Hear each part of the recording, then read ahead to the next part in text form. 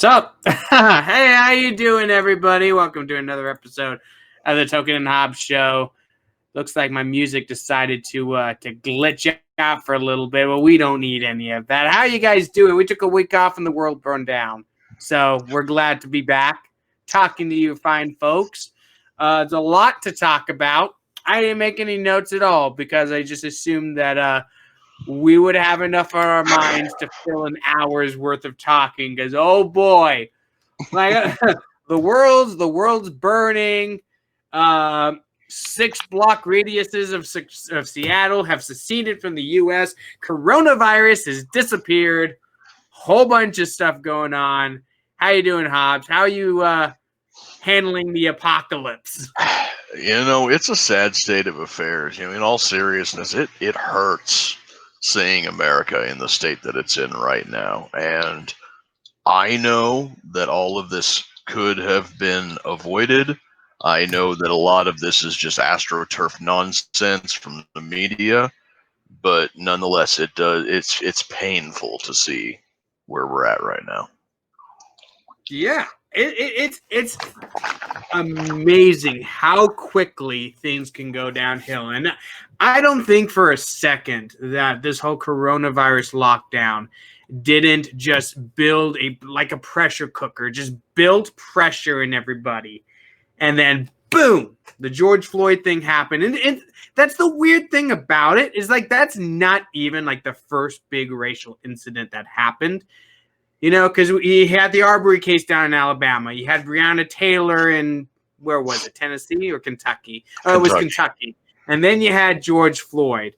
And just everything went to shit so fast, right? It's hard to believe that it was only 2 weeks ago. Or is it 3 weeks ago now? Something like that. It's really amazing how quickly things have seemed to fall apart. And we'll get into all that. But first, I want to say something. Isn't it funny how coronavirus is all of a sudden not a thing anymore? Yes. Rage is apparently the cure to the Rona. Yeah, that's the funny thing about it because, you know, a month ago, a few weeks ago, coronavirus was like the next Black Plague. I had legitimately had someone on Facebook comparing it to the Black Death and be like, we need a lockdown now or this thing could be worse than the Black Death. Like, you're out of your mind. Black Death killed a third of Europe. Coronavirus will kill maybe 0.2% of people. Maybe. And most of them are going to be like 80 years old. Yeah, past life expectancy anyways. Yeah, I mean, every death is a tragedy, but let's be honest here. Someone dying at 95 years old, a lot less tragic than someone dying at 18, right? These are not the same thing, right? And you don't have to lock the 18 in his house to protect the 95-year-old. It's not necessary. I mean, we were saying this for months, and all of a sudden, now we're vindicated. We are absolutely vindicated in all this. Because apparently, if your cause is deemed just righteous enough, you're allowed to go outside and protest in crowds of thousands. Not that I'm saying that the cause isn't righteous enough. I am glad people are protesting about George Floyd, but it does seem a bit hypocritical to me that all these people who are just who were shutting down synagogues and churches. We were telling people that they have to stay indoors, that they couldn't go outside, that they were going to be arrested. All these people who were calling on the cops to enforce quarantine now want the cops to be abolished, which is the ultimate irony to me. Like, okay, now you just wanted the cops to go around arresting people for daring to open their businesses. You have governments all over the country suing people who open up too early. You have governors who are still trying to extend lockdown orders. Still. Like Bill de Blasio was sending cops into Jewish neighborhoods to shut down synagogues while the protests were going on. Like, dude, you just gave it up. You gave away the whole game, right? Any legitimacy these lockdowns had, they're gone, Yep. right? Done. the lockdown's over. Forget about it. Stop trying to enforce that crap. Yeah, it's insane. And the thing that bothered me the most is right now we have these protests, and whether or not you believe everything about them or you are 100% on board or whatever, the tragedy that happened has spawned these protests. And the protests have been taken advantage of by opportunistic people to loot and to settle scores and to engage in vandalism and property damage, while the police that would normally be dealing with those sorts of things are busy protecting infrastructure. You know, you always see like massive lines of riot cops lined up outside of like City Hall or whatever. Well, if you break the numbers down, when you have a massive phalanx of cops like that, that's all of them. Okay, the rest of the city, not that many. Yeah, the rest of the city is fair game. So while you have legitimate peaceful protesters protesting a legitimate cause and the cops are busy watching them, the rest of the city is Mad Max and nobody to stop them. Contrast that with a month ago, the legitimate peaceful protesters with a legitimate protest out in front of state capitals saying, hey, you know, this lockdown thing is probably a bunch of bullshit. Can we please feed our families now? Oh, they're terrorists. They're trying to kill grandma. And yet nobody's city was burned down. These people, and I don't think a single business was looted. No. During those terroristic protests that we saw. Yeah, it's like, they went into the Capitol building, but they didn't do anything. They got in the cops' faces. Like, don't pretend that you care that they got in the cops' faces. Like, don't pretend. I know you don't care, right? Cops are getting literally shot right now. You don't care that they got in their faces? Right. Cops went from being this how dare that guy get in his face and yell at him, that's a cop, to being public enemy number one, like literally over the course of a weekend. That's how fucking we are right now. It is pretty nice. And that's the funny thing about it. If these guys who during the lockdowns who were protesting at state capitals, had they burnt down a single building, oh my God, do you have any idea how nuts people would go over that? And here's the thing. There are protests going all over this country right now. Perfectly legitimate. Yep. Perfectly righteous in their cause. I applaud you if you're going outside protesting these things, fighting for justice. I applaud you. Good for you. Do that. Continue doing that. Hold these bastards' feet to the fire, right?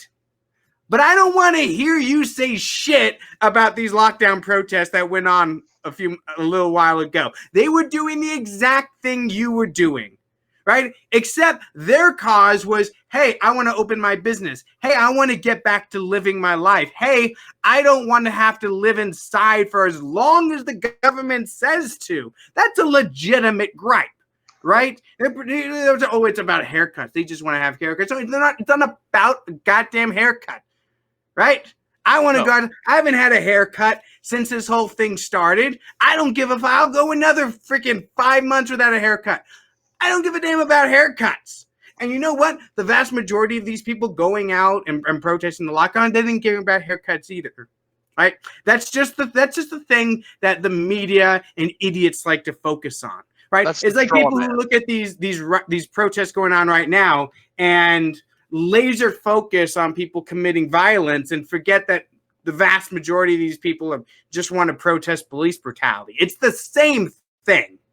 Is what I'm saying. If you want to find dumbasses in a crowd of hundreds or thousands, you're gonna find them. And if you want to focus on the dumbasses and make everyone else look bad, you can do that. It's not hard, and that's what people have been doing with this haircut bullshit. Yeah, it's a straw man argument. It's the extreme end of the thing. It's like, poor baby is crying because the lockdown has him inconvenienced. It's like, no, poor baby is crying because his literal baby had to skip a meal last night because I couldn't get to the store to get any formula, and all the formula was sold out. That's why baby's upset. Your lockdown, for a little while, had crippled the economy and shut off the supply lines. It wasn't about haircuts. It was about people being able to live their lives without the government telling them what to do. And I don't know why so many libertarians were so hot under the collar about everybody should just listen to the CDC guidelines and the World Health Organization guidelines. We're all in this together and blah, blah, blah, blah, blah. I thought the underlying basis of our philosophy was not allowing so-called authority figures to tell us what to do, to assess the risks in our own lives and make decisions accordingly. That was the underpinning. That was what attracted me to this philosophy and this movement in 2007 when I was sitting in a guard tower in Iraq wondering, what in the fuck am I doing here? Yeah, pretty much. I mean, that's the thing. There's no reason why you and I should be in a lockdown in a virus that overwhelmingly harms the elderly. Lock down nursing homes, right? Do that. That's what Florida did. And that's why Florida's fatality rate is way, way, way lower than New York, who is sending corona patients back into nursing homes. Thank you. That was what I'm so glad that you brought up the nursing homes, because you take a look at the states with the highest mortality rates, the number one, the highest fatality rates in this country: New York, New Jersey, Pennsylvania, and Michigan. And what do those states all have in common? They would have people go to the hospital with COVID-19 symptoms, recover mostly, and then for the long-term care, rather than be sent home and put under a quarantine, they were sent into nursing homes. Amongst the one demographic that this disease almost exclusively kills. It's like, I don't want to put on my tinfoil hat, but something about that says we want to jack our numbers up. We want to have more dead bodies to make this thing look worse than it is. I mean, I wouldn't go that far, but I mean, it was such a widespread thing that people were doing, especially, and it's funny that Cuomo did this and he gets nothing but praise about this. And it wasn't just elderly people who lived in those elderly homes either. There was a viral video going around a while back of this young black man beating the shit out of elderly people in a nursing home, and he was only there because he had coronavirus. Like, specifically because he had coronavirus, he was sent into a nursing home where he proceeded to commit elder abuse against the residents who lived there. Yeah, he should not have been there. He was not an employee. He was somebody on recovery after his stint in the hospital for COVID-19 symptoms. And they shunted him into a nursing home where he, A, might have infected God knows how many people if he still had active viruses in his system, and B, beat the piss out of some old people for racial reasons.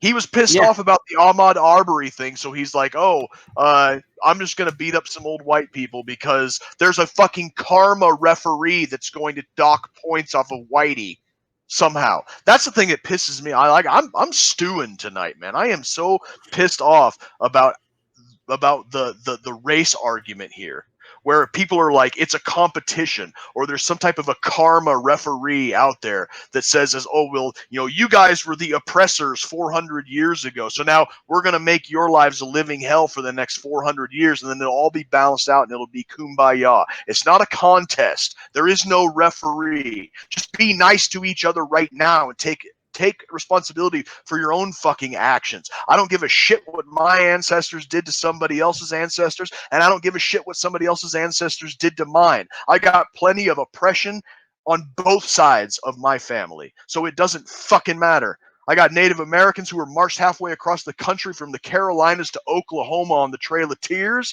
and I've got German ancestors who did God knows what in the 1800s back in the colonial days. I don't fucking care. None of that is my fault. Sorry. I got to rant for a little bit. This shit is But pissing me off. Don't you understand? You're whitey. It's all your fault. I read something earlier today. Let's see if I can find it. It was from CNN Health. Here's a little bit. It goes, if you're a white person in America, social justice educator Robin DiAngelo has a message for you. You're a racist, pure and simple, and without a lifetime of conscious effort, you always will be. You just can't help it, you see, because you've been swaddled in a cocoon of white privilege since you came spurting out of your mother's womb, protesting the indignity of it all. Like, what the fuck is all this? This is the kind of thing that really annoys me. Really annoys me. They treat racism as a parasite that you're born with. Right. It's not a parasite. It's original sin. Yeah. These people are taking race relations and adding some type of weird like liberation theology mix to it, and whiteness is original sin to these people. Van Jones was on CNN the other day saying that all white people have a virus in their brain. Oh, I saw that. Oh my God. This is the kind of thing that really pisses me off. Because the thing about it is libertarians at their very core are individualist first. We look at people and see a person, right? You're Hobbs. I'm Token. I go down the street, I see a series of individuals. That's how you're supposed to look at people, right? That's how you're supposed to see your fellow man. You're not supposed to look at someone and immediately put them in a category and assume things about them based on the category that you just arbitrarily put them into, right? You're supposed to look at them and you're supposed to say, that's a unique individual with their own unique life experiences, with their own unique beliefs, with their own unique set of values. And those things are going to influence the way they act, right? No. What have I been doing all this time trying to understand people as individuals? No. Whitey's the racist. Black people are the oppressed.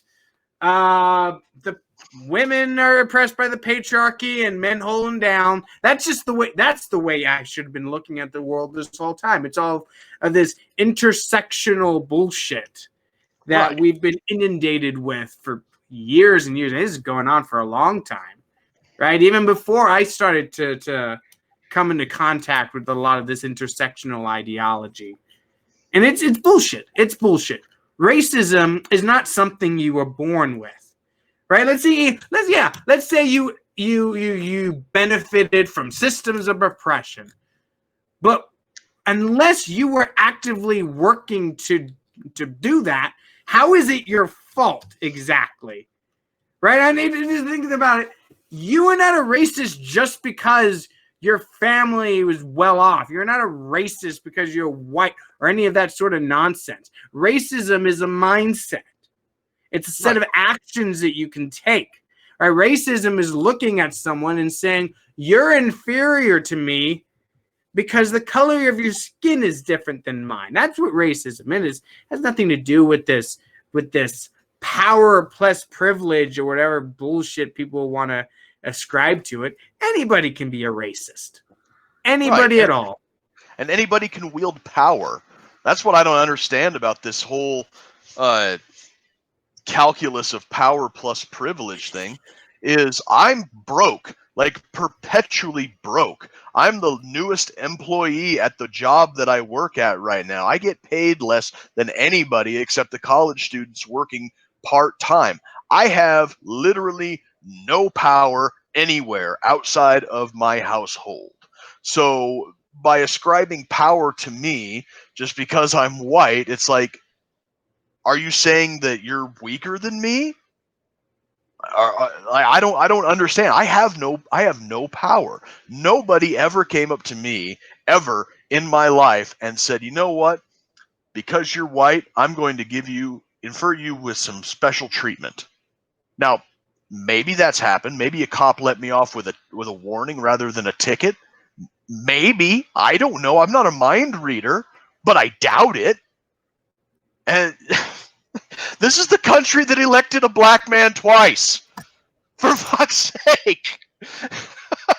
But they only did that because it's racist. The entire country, every white person in this country is deeply, and this is the way they try to control people. Because the worst thing you can be, apparently, is a racist, right? I've even seen people argue. Like, I got in an argument with somebody one time where it's like, I said I'd rather have a racist president who respected people's rights than a non-racist president who didn't, right? That seemed perfectly reasonable to me. Right? I don't care if the president of the United States talks shit about Puerto Ricans all day, every day, so long as he respects my rights. It seems like a perfectly reasonable observation for me to say. Right? Like, oh, fucking Puerto Ricans. Oh, he's going to take my... No. I just hate you. I'm not actually going to do anything, though. Right. Oh, well, he's just an asshole then. He's just a stupid asshole. I don't give a shit then to be an asshole. Right. I don't care. But see, that's the thing. Right. People are so afraid of having the label of a racist placed upon them that they're willing to do just about anything to avoid that. But they can't anymore because they are just naturally racist. It doesn't depend on anything they do. It doesn't depend on anything they think, anything they believe. It doesn't depend on how they vote. They just are. By nature of their existence, they just are a racist. And in order to atone for that racism, you have to do a certain set of things, whatever the social justice crowd demands of you. This is how they get you to comply. This is how they get people to drop on their knees in front of people and beg them for forgiveness for sins that they never committed. Because like you said, it's original sin. That's what this is. You are white. You are born racist. Right. And the only thing you can do to atone for that racism is to do whatever I tell you to. Yeah, and those because goalposts I'm are the always, oppressed. yeah, those goalposts are always shifting too. No, it is. There's no way to actually stay on the good side of a social justice law. It's not possible. Yeah, there's a word out there that it describes an attitude of having a prejudged opinion about somebody based on superficial characteristics like ethnicity and skin color, and I just it's just right on the tip of my tongue. You know, it's normally a negative connotation associated with someone's race. Is it racism? No, it can't be, because racism means you need power to be racist. Yeah, that's what it is. See, you're a racist because as a white man you have power. Barack Obama can't be a racist though, even though he was probably the most powerful man in the entire world. He couldn't be a racist because he had no power. You see how that works? Right. Doesn't it make sense to you? You have all the power, and Barack Obama had no power because he was black or half black. He had half power, half privilege. Yeah. I don't understand how that works. Yeah, that's a gray area to me.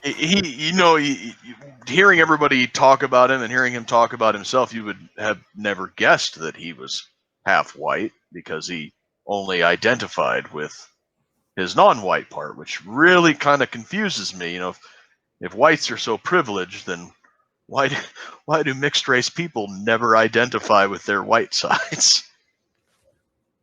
I don't know. I always just assume that people identify more with how they look. Yeah. Because Barack Obama couldn't pass as a white guy.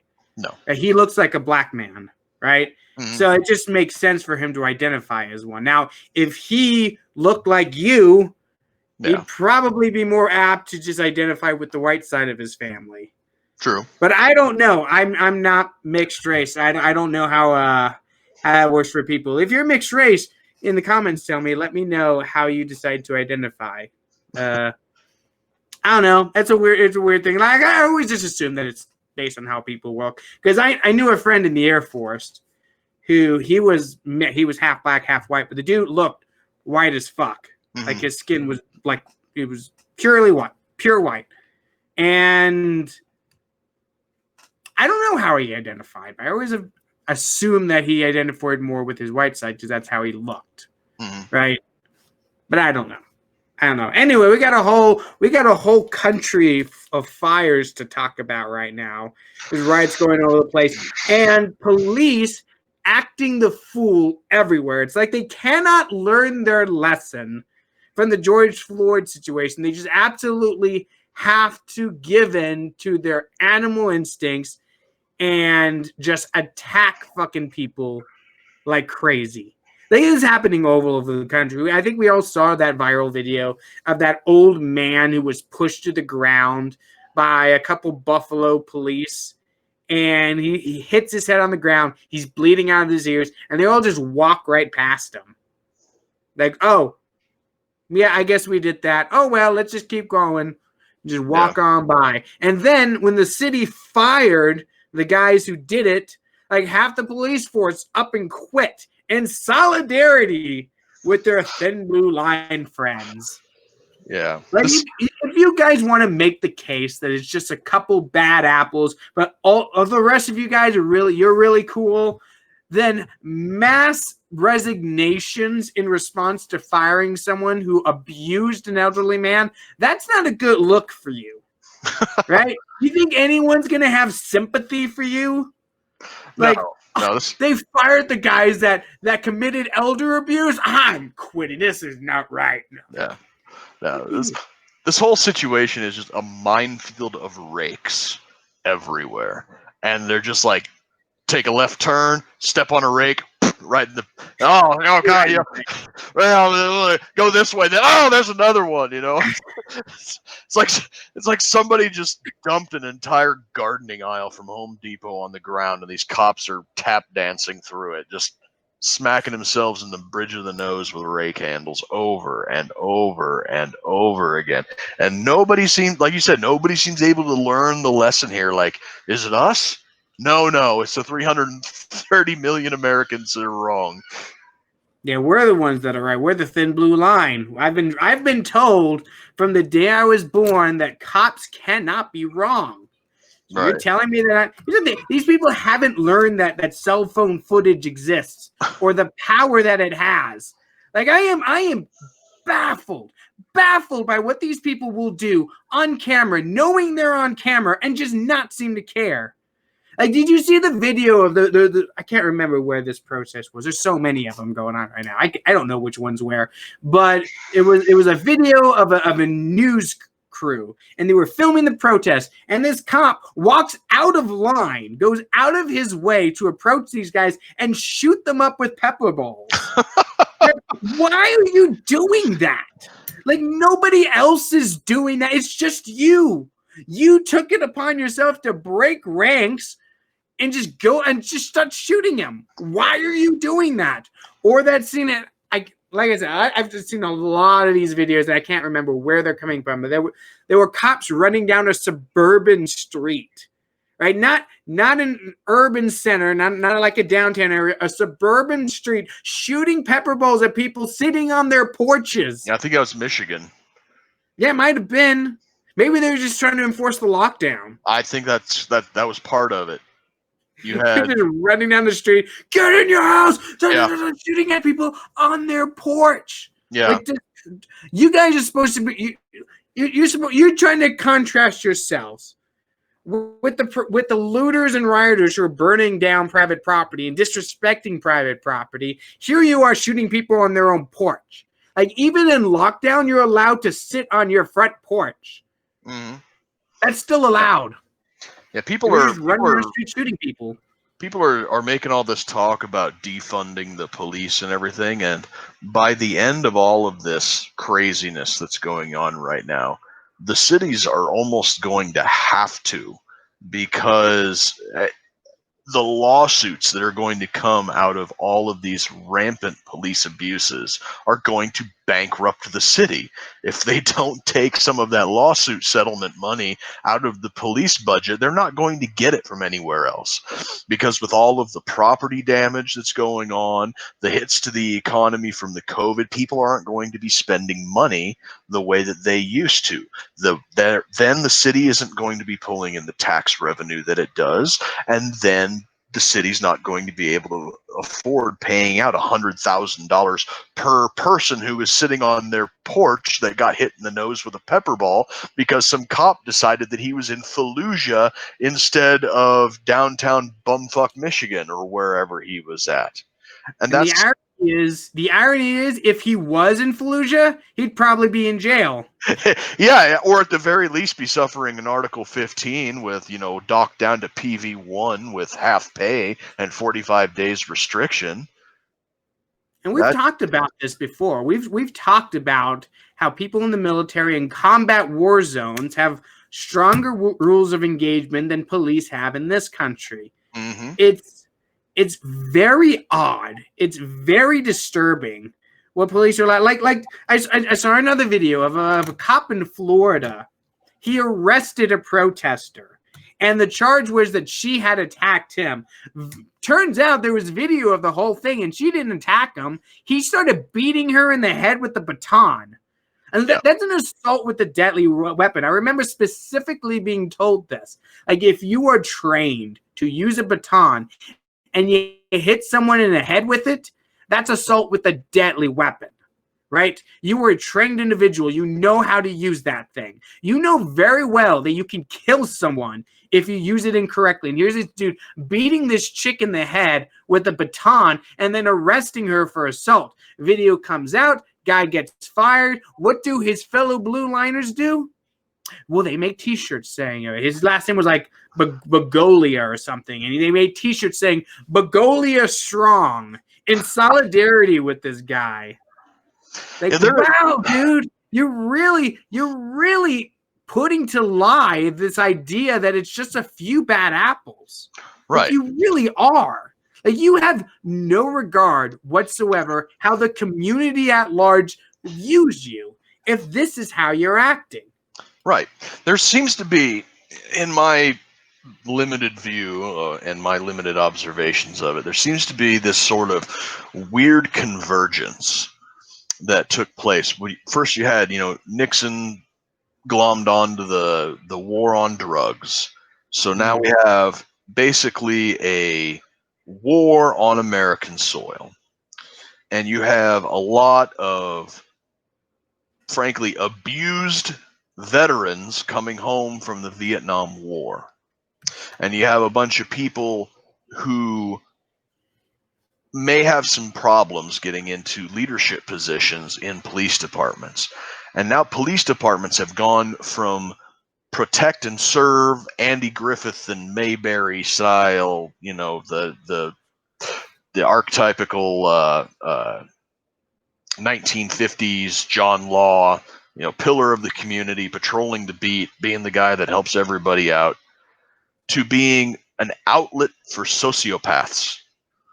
Whether you got people who are coming back from combat, which we've been in for 20 or 30 years now, almost nonstop, who either didn't get their fill of war or got their fill of war and liked it, and you've got the convergence of the people who had to keep their sociopathy on the down low in order to make it, and then they get up in the upper ranks, turning a blind eye to the new batch of sociopaths that are coming in, seeing this law enforcement career as an opportunity to vent their frustrations with society at large. And now it's this kind of a revolving door of psychos coming in and seeing themselves not as a member of the community, but as an occupying force to basically everybody around them is the other. Everybody around them is a potential suspect. And then when you throw some war on terror in, where everybody is a potential threat because this enemy doesn't wear uniforms and fly flags, this enemy is hiding in plain sight.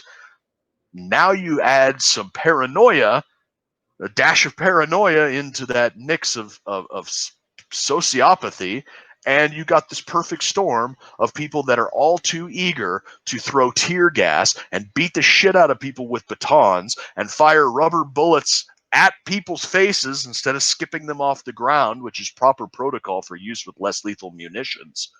And not only thinking that they can get away with it, but enjoying every minute. How many shit-eating grins have you seen on some of these cops' faces when they're firing tear gas canisters directly into somebody's sternum, or popping off a rubber bullet or a big beanbag round out of a shotgun into a crowd of protesters?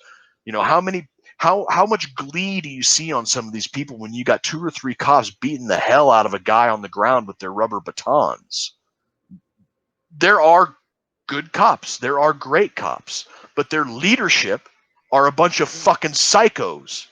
And they tell the good cops that you got to turn a blind eye to the other psychos because they have that fellowship that only exists between pieces of crap like that. Yeah, it's what protects them, and not only enjoy it, but think that they're the good guys for it. Yes. Right? These guys think that they're the only thing standing between us and anarchy, right? Between us and absolute chaos. And like, and you add on top of that military hardware and the proliferation of SWAT teams all over the country, even in places that you don't need SWAT teams. And a SWAT team, by its very nature, are not regular police officers, right? That's not what they are. They don't even pretend to be regular police officers. They're just called out when you need a heavily armed group of thugs to break down a door. The problem is, every now and then you might need that. But the problem is that now that everybody and their mom has a SWAT team, they use them for every stupid reason they can think up. Right? Like the Breonna Taylor case that we saw a couple weeks ago. It was the stupidest reason that you would use a SWAT team. Right? And the flimsy pretenses that they used to get the warrant to raid her house in the first place. That was bad enough. And then you send a SWAT team in the middle of the night. And then when the guy understandably shoots at a bunch of black-clad people breaking down his door, then you kill his girlfriend. Oh, it was even worse than that. The officers that did the Breonna Taylor thing, they weren't even a SWAT team. They were plainclothes officers. So for all that her boyfriend knew, these are just 3 dudes kicking in their door for no reason. So, and it was in the middle of the night, so he probably couldn't even see who they are. But I mean, a SWAT team in SWAT team gear, you pretty much know who that is. But 3 plainclothes officers knock down your door, that's just 3 dudes asking for a bullet. Yeah. Yeah, but then they have the audacity to charge you for assaulting an officer. That was to add insult to injury. You break down this dude's door, you murder his girlfriend, and then you have the audacity to charge him with assaulting an officer. Mm-hmm. Like, fortunately, that charge was dropped. But Jesus, man, what the fuck? Like, really, this is the kind of thing the state does. This is the kind of thing the state does because the state has gotten away with it for so long. Like, just last night, me and the wife finished watching that miniseries Waco on Netflix. Have you seen it? I'm glad you brought that up. Yes, I have seen a guy at work who listens to our podcast. Troy, if you're listening, hello. He wanted me to give you shit that you're just getting around to watching that now. So shame. Well, I've been watching it slowly. I just finished it though. It's fantastic. It's a fantastic show, and it really shows you, because I've known, everyone's known about Waco for forever, but I didn't know the whole story of it, and I'm sure I still don't. It's a mini series. It's not a freaking 24-hour long audiobook about it.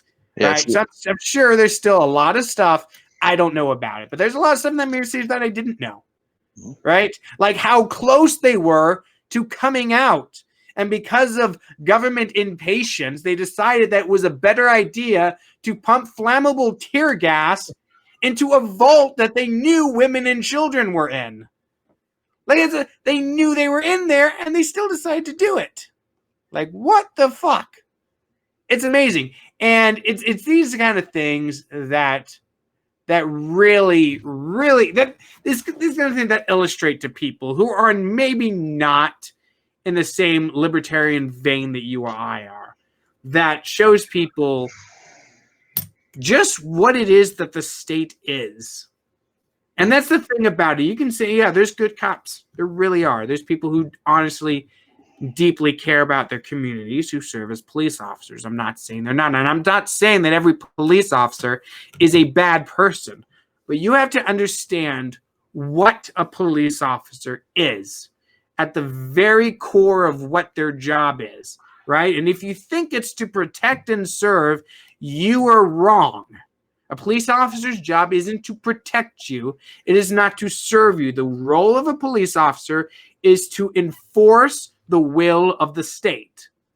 That's their job, right? And they will do that job whether they think it's for the best or not. Right.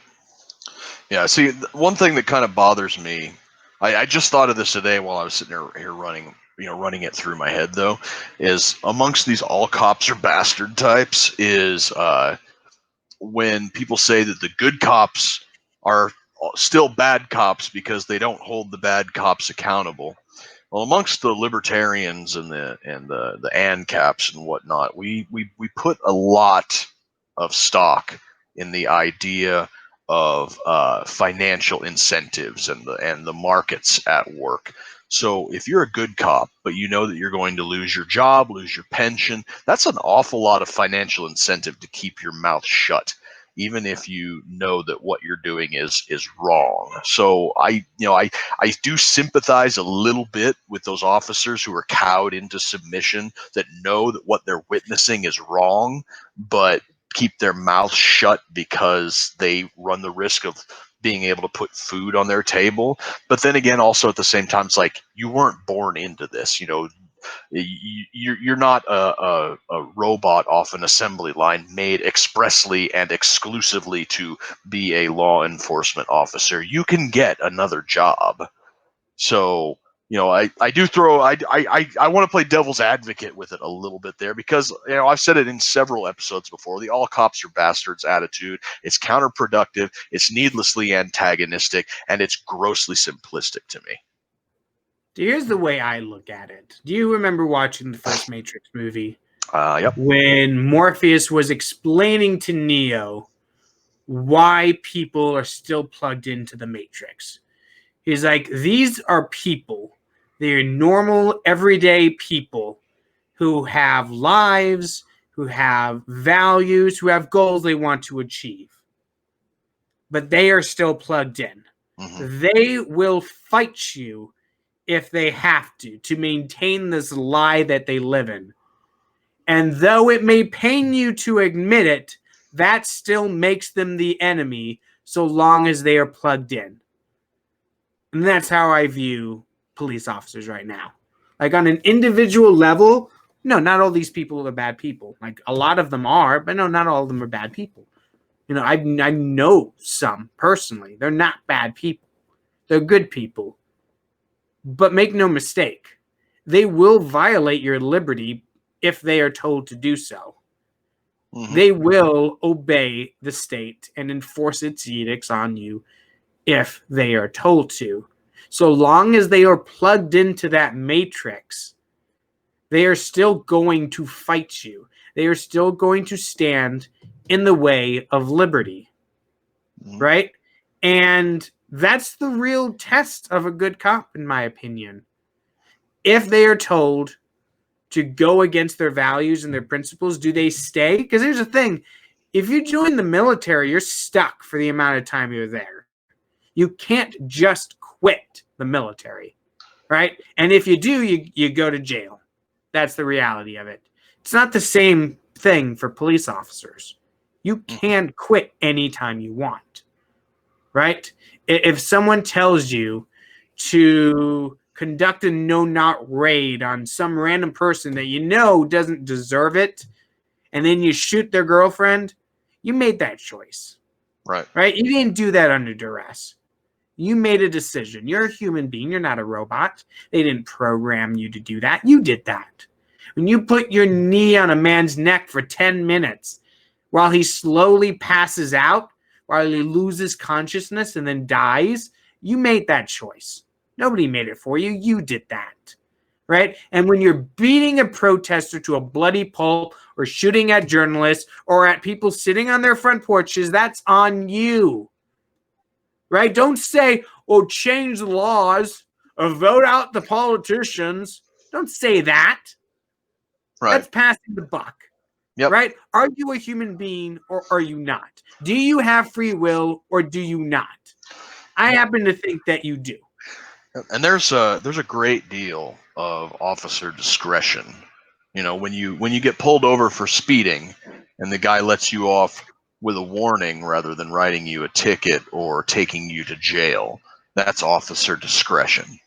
And the same thing applies to following orders that you know are either against the law or immoral. You know, you don't have to just lockstep follow every single order that's given to you. You're walking down the street with your pepper ball gun and your dickhole sergeant or whatever says open fire or let him have it or light him up is what he said in the video. Light him up. It's like, no, I'm not going to shoot, and I'm going to file an internal affairs investigation when we get back to the precinct. That's what you're supposed to do.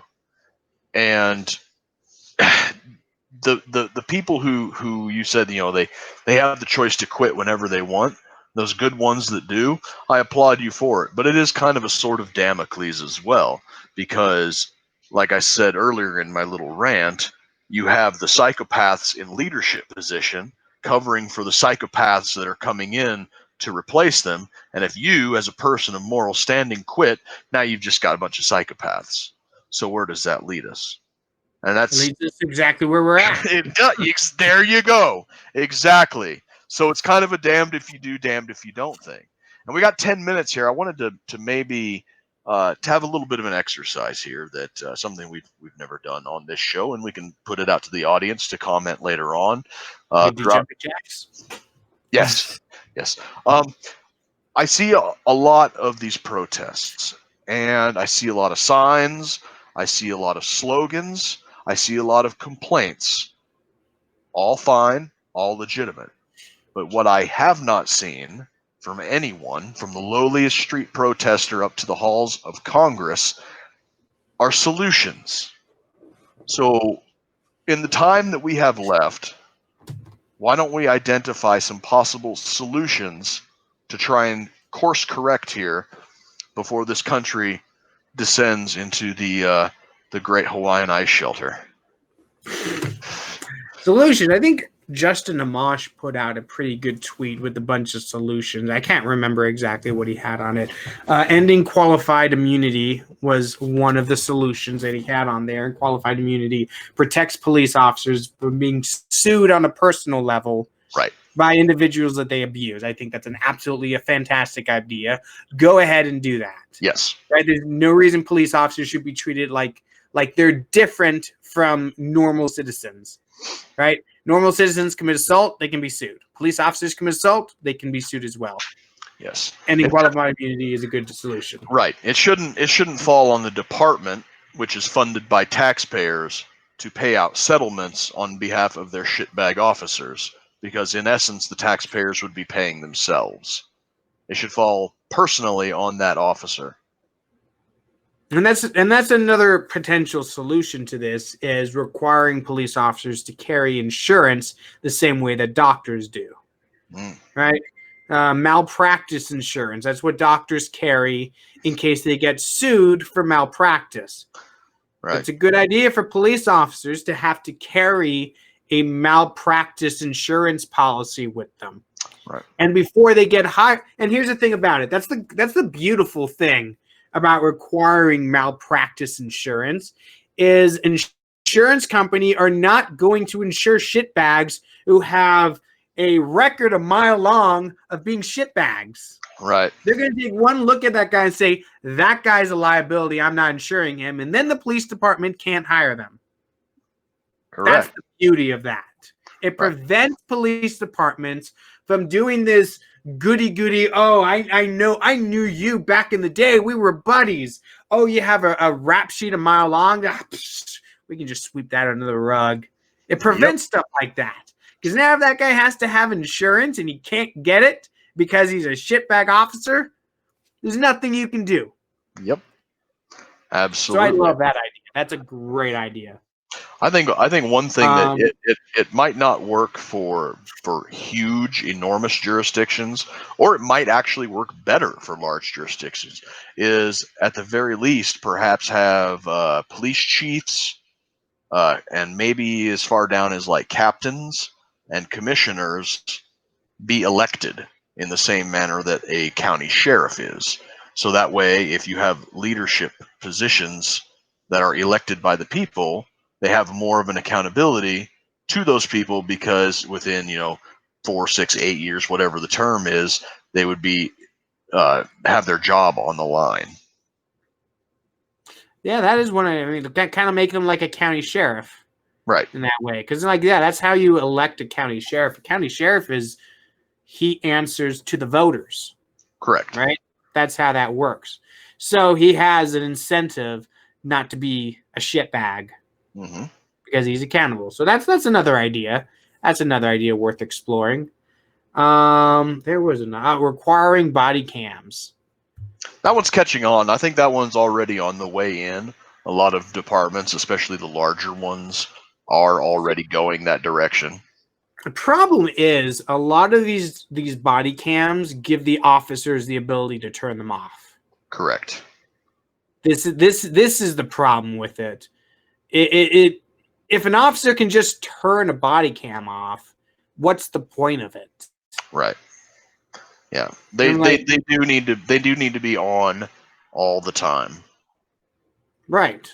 I mean, here's the thing. A lot of people are like, oh, well, you're violating their personal privacy. And then, like, no, you don't have to have a guy watching the cameras all the time. Right. All you need to do is be able to go back and grab the footage from a specific timestamp, right? No one wants to watch police officers take a dump, right? That's not what this is for. The purpose of this is to be like, oh, well, in your police report, you said that you came into contact with the suspect at XYZ time. Let me pull that up on the body cam and see what went down, just to make sure everything in that police report is accurate. Right.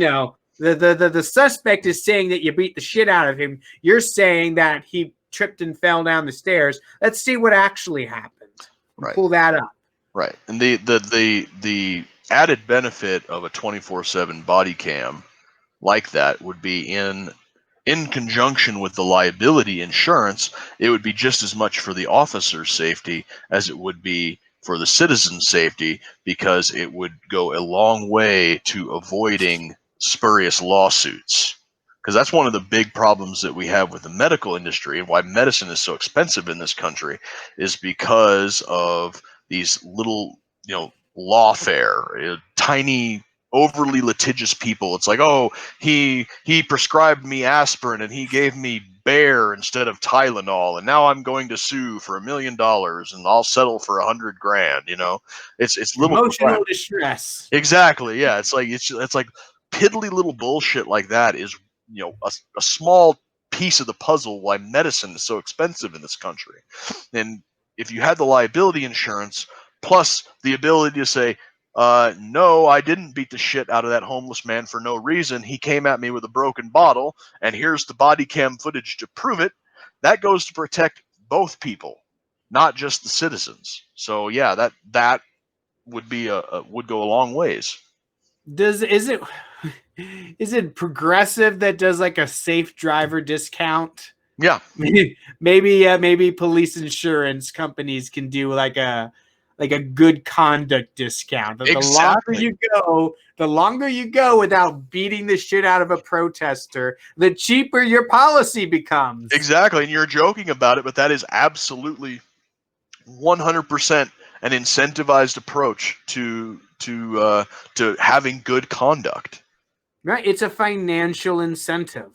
Right? And you can even give like the police chief a bonus based on how safe his officers are, which would be judged by how much money his officers are being charged for their insurance policy. Right. How much money is it? Yeah, exactly. Like, create an incentive here, a financial incentive to not be shitbags. right? People respond to financial incentives. Right. And then You right know? now the incentive is this hero complex that they get from exercising authority over. If they have no repercussions for being a piece of shit and they get their jollies off by being a piece of shit, then they're going to be a piece of shit.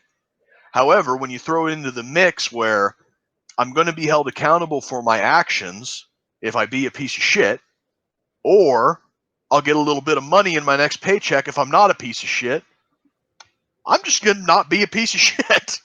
And you know how insurance companies will group people together and charge them differently. Like young male teenagers will be charged a lot more money than a middle-aged female, right? Right. That's just the way it is. So I can see a situation where an insurance company would look at an individual precinct and be like, this precinct turns out bad cops that cost a lot of money. We're going to charge more for officers that work there. Now, what does every cop that works there do? They're going to be like, dude, get off that dude's neck. You're messing with my discount. Exactly. Yes, there So are ways to fix this. There are. And, there's a lot of people talking about the defund police things. There's a lot of good ideas going around in there. Right. Everyone hears defund police and all they hear is, oh, you're going to get rid of police. So I'm not going to have anyone to call 9. I'm not going to be able to call 911 if I'm getting mugged.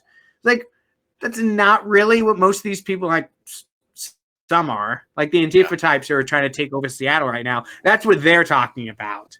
Right. But, a lot of this has to do with, like abolishing mandatory minimums. Right? Like there's an idea, right? Or getting rid of the drug war, libertarianism 101. Like it's amazing that you see people who are like, well, where are all the libertarians? Why aren't they talking about these issues? Like, dummy, we've been talking about this forever. You've just never been listening. And you're still not listening because you're still not hearing us. Right. Yeah, it's insane how ensconced in their own echo chambers some people are. Yeah, I legitimately saw one. It was like a graphic that someone had shared. And they're like, "This is what we mean by defund police," and on there it says "end the drug war." I'm like, "Oh, you finally come around to it." Yep. We've been saying this since forever. We've always been saying this. Yep. Like, oh boy, that's fun stuff. This world's going crazy. The whole world's burning down. Well, we're going to be fine. This is a city thing, and we don't live in the cities. Thank God. I live in a suburb, and you live out in a forest somewhere. In the corn, amongst the stalks. You live amongst the stalks. Now you go homeless every harvest season. They just plow right over where you live. Yep, I'm like a poor little woodland animal that goes with his shelter being taken away from me. You ever see that old Secret of Nim movie? No, I don't think so. Well, it's about a family of field mice who have to move every harvest season because they just plow through their house. That's what he just reminded me of. It's a great movie. You should see it. Anyway, we're about done. You got an interview coming up on Friday, don't you? Yeah, we're gonna have to work the logistics out on it, but if we can get everything worked out the way that I have it going in my head right now, we are going to be having Dr. Joe Jorgensen, the 2020 Libertarian Party presidential candidate, along with 5 admins of some of the bigger and more influential Boogaloo-themed pages. Be sitting down. Don't let all those dudes talk at once, because you won't hear us. No. One of them. No. It's not going to be everybody at once. Like what I'm hoping it's going to be is going to be kind of like speed dating, where each one of them get. That's the only frame of reference that I have, but it's going to be like bring in one and have him ask 2 or 3 questions over the course of 10 to 15 minutes from his audience base. have a little bit of back and forth for 10 or 15 minutes, and then, okay, thank you, your time is up, thank you for joining us, and then roll into the next one and fill out an hour with about 10 to 15 minutes per person. That's how I'm envisioning it going, and that's how I hope that we can pull it off. So yeah, we got that coming up on Friday. Awesome. I'm looking forward to it. At 7 o'clock Central. All right. I'm looking forward to it. That's going to be a good one. All right. Well, that's all we got for tonight. Everybody stay safe out there. Just because Corona disappeared doesn't mean that some Antifa dudes won't go run by your car and smash your window. So, yeah, stay away from city centers if you can. Move out to Montana or something. I hear they're not having any problems out there from anything. So, all right, everybody, have a good night. See you all next week on the next episode of Token and Hobbs. See ya.